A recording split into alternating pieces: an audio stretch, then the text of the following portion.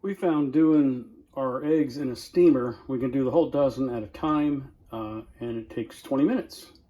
Here's how it goes. And my wife introduced me to this little thing here.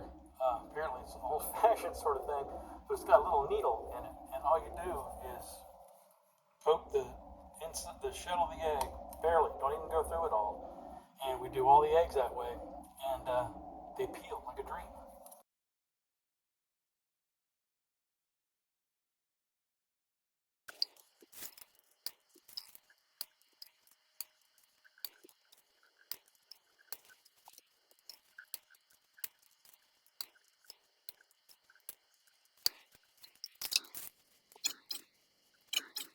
Echo, stop.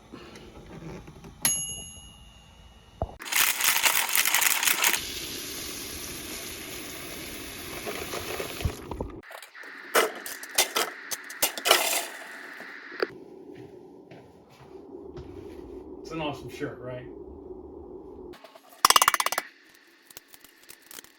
All ready to go. I actually had to eat one.